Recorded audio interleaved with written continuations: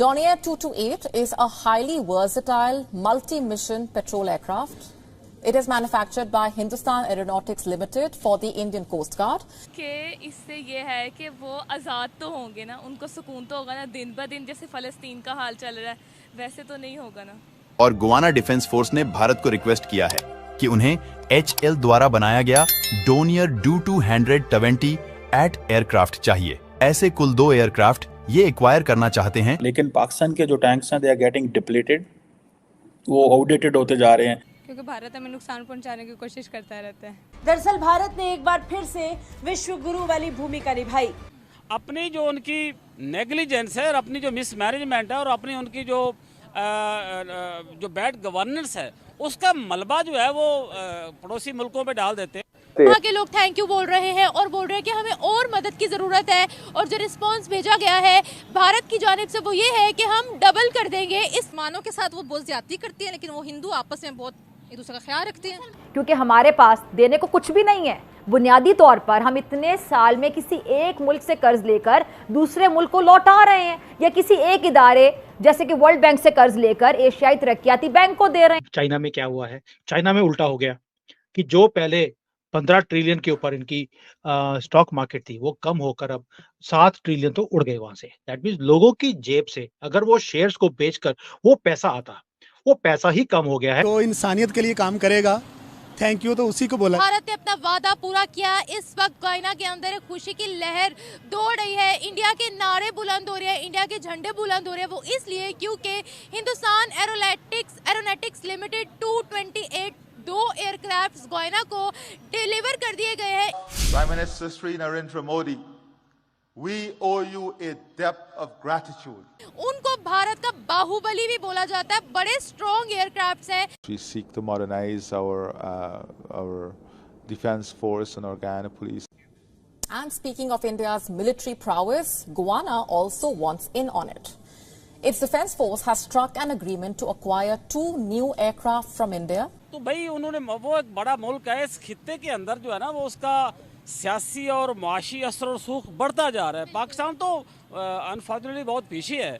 अच्छा, मुल्क का हर शहरी, आप, मैं, डॉक्टर फिजा खान, सब हर गुजरते दिन के साथ मजीद से मजीद तर मकरूज होते चले जा रहे हैं। अगर तो भारत हेल्प कर रहा होता, सबसे पहले तो कश्मीर का इशू होना चाहिए था। कश्मीर का इशू ख़त्म होता तो ही कि वो हमदर्द है ना। अगर क्या इशू है? कश्मीर अभी तक आज़ाद नहीं हुआ तो ये सबसे बड़ी चीज़ है। तो इस लिहाज से भारत आज़ादी में क्या दिलवाना चाहते हैं उनको? यही कि वो पाकिस्तान की तरफ आ जाए। जय हिंद, नमस्कार दोस्तों। तो दोस्तों, जैसा आप सभी पता है कि भारत हर एक देश की मदद करने के लिए सबसे आगे खड़ा रहता है, चाहे वो उसका दोस्त हो या दुश्मन हो।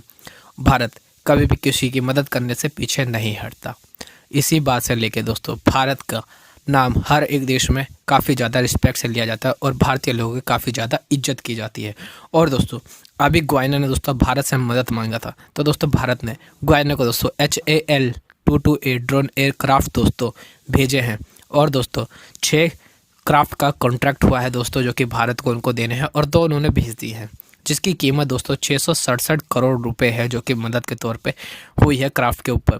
और दोस्तों मोहम्मद इरफान अली, जो कि ग्वाइना के प्रेसिडेंट है दोस्तों, उन्होंने थैंक यू बोला है ट्विटर पे ट्वीट करके, जिससे कि दोस्तों भारत का नाम एक बार फिर से ऊंचा हो गया है कि भारत हर एक देश की मदद करता है, वो चाहे छोटा देश हो चाहे बड़ा देश हो, जिससे दोस्तों हमारी इज्जत हर एक देशों में बढ़ती जा रही है।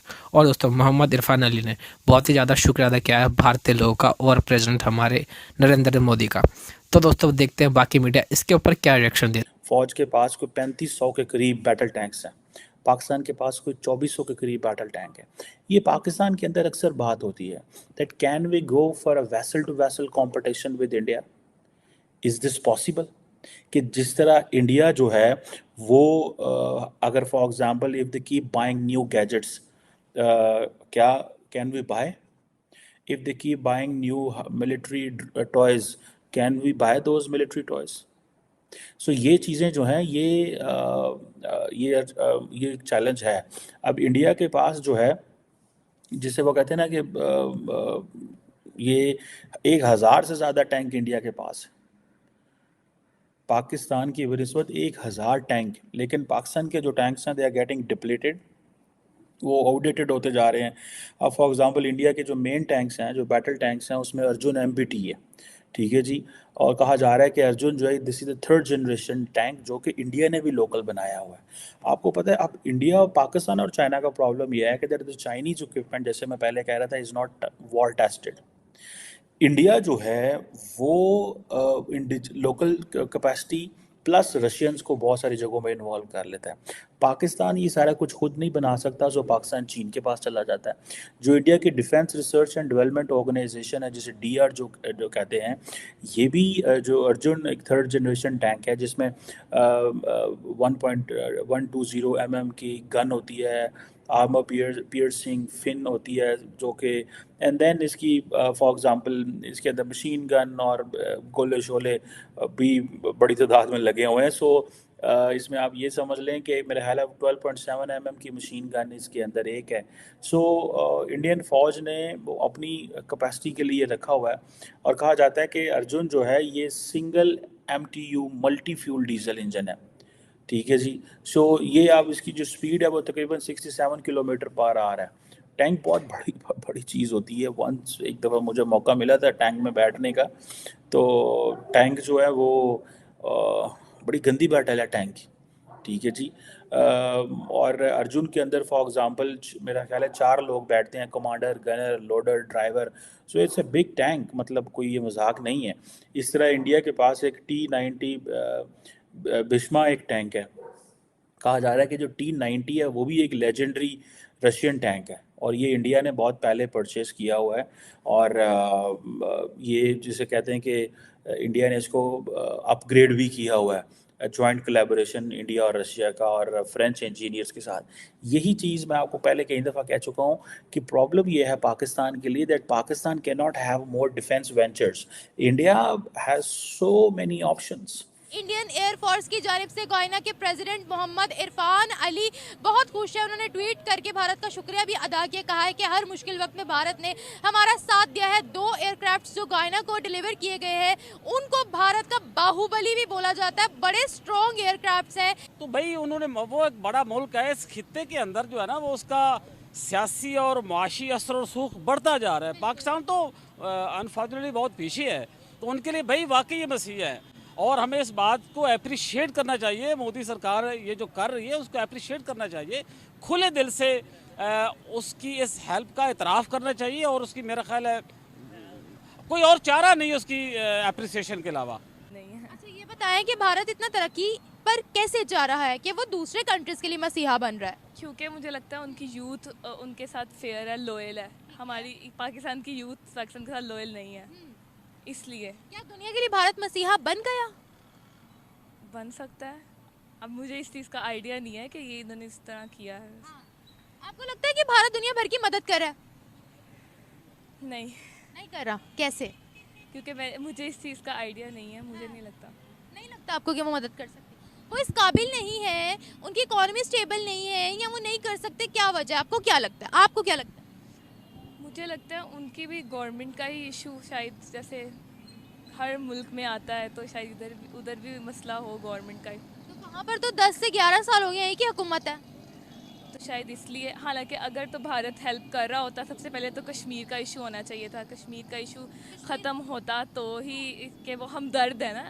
अगर क्या इशू है? कश्मीर अभी तक आज़ाद नहीं हुआ, तो ये सबसे बड़ी चीज़ है। तो इस लिहाज से भारत आज़ादी में क्या दिलवाना चाहते हैं उनको? यही कि वो पाकिस्तान की तरफ आ जाए। आप पाकिस्तान का हिस्सा बनाना चाहती हैं कश्मीर को? हाँ, मुझे सच में हंसी आई है इस बात पे, लेकिन मैंने कंट्रोल की है। क्योंकि इससे ये है कि वो आज़ाद तो होंगे ना, उनको सुकून तो होगा ना। दिन ब दिन जैसे फ़लस्तीन का हाल चल रहा है वैसे तो नहीं होगा ना। आप खुश हो? यहाँ एक आम बंदे से भी आप पूछ लोगे ना, उसकी आंखों में भी आंसू आ जाएंगे। इस्लामिक जमहूरिया पाकिस्तान में रहते हुए मुसलमानों का ये हाल है। ये राइट्स मिल रहे हैं जहाँ पर उनको हर चीज़ में सब्सिडीज़ मिल रही है ना, जहाँ उनको हर चीज़ में आगे बढ़ाया जा रहा है, आप उनको वहाँ से छुड़वाना चाहती हैं। तो क्या हम कश्मीरियों की खुशी देखना पसंद नहीं करते? उनको राइट्स मिल रहे हैं वहाँ पर? नहीं मिल रहे क्या? कश्मीरियों को नहीं मिल रहे क्या? नहीं। क्या हो रहा है उनके साथ? जुल्म ही हो रहा है मुझे लगता है। वो तो भारत में तो एक वीडियो भी अभी आज रिसेंट चल रही थी कि लोग शायद यहाँ पर आज़ादी है, हम जहाँ मर्जी खड़े होकर नमाज पढ़ सकते हैं, अपना मुल्क है, अपनी ज़मीन है, लेकिन भारत में वहाँ पर पता नहीं कोई फुटपाथ पे ही वो नमाज पढ़ रहे थे तो पुलिस मार रही थी। हाँ बिल्कुल ऐसे पुलिस ही। को सस्पेंड भी उन्होंने कर दिया। मुझे तो नहीं लगता वो फिर आ जाएगी। सस्पेंड कर दिया है। और हम मुसलमानों के इतने सगे बन रहे हैं ना, बलोचिस्तान के मुसलमानों का क्या हाल है, गिलगित बल्तिस्तान के मुसलमानों का क्या हाल है, आज़ाद कश्मीर। अब आप ये कहेंगे कि वो हमारी कंट्री है, हम खुद उन पे जुल्म कर रहे हैं, तो ये कहाँ का इंसाफ है कि हम खुद उन पे जुल्म करते रहे। जब बाहर की मामला है तो हम कहे कि नहीं भाई उनको हमने आज़ादी दिलवानी है, हमारे अपने मुसलमान तो आज़ाद नहीं है। अपना कश्मीर कह रहे हैं हमें तोड़ो यहाँ से, कह रहे हैं हमें अलग रियासत दो। आपको पता है इस बात का? हमारा कश्मीर, हाँ, आज़ाद कश्मीर। शायद मुझे नहीं इस चीज़ का आइडिया।